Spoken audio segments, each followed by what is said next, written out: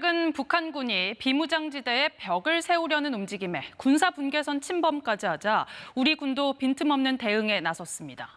우리 군이 전방 지역에서의 신속한 대응을 위해 작전 수행 절차 지침을 9.19 군사합의 이전 수준으로 환원시킨 것으로 확인됐습니다.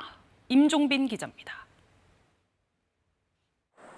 1953년 7월 27일 발효된 정전협정 체결 당시 서쪽 교동도부터 동쪽 강원도 고성 명오리까지 1292개의 말뚝이 평균 200m 간격으로 세워졌습니다.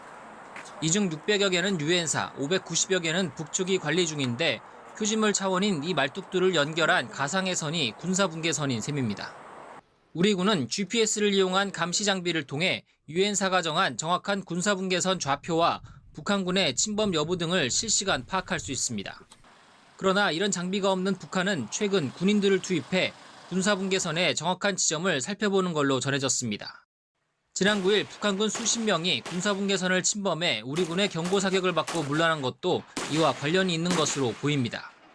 특히 당시 북한군 몇 명은 군사분계선을 반복적으로 넘었던 사실이 뒤늦게 드러났는데 단순 실수인지 의도가 있는 탐색인지 여러 해석이 나오고 있습니다.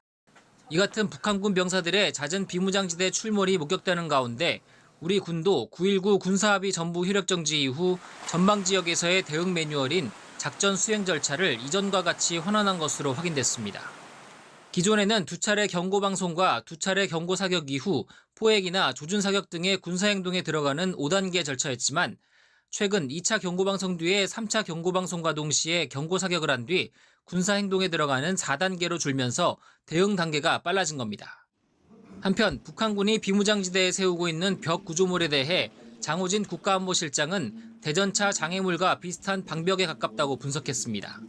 대전차 방벽이 건설된 것은 수십 년 전에 이미 있고 우리 군도 마찬가지로 그런 것들을 건설해서 가지고 있습니다.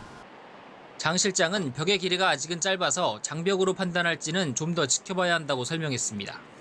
KBS 뉴스 임종빈입니다.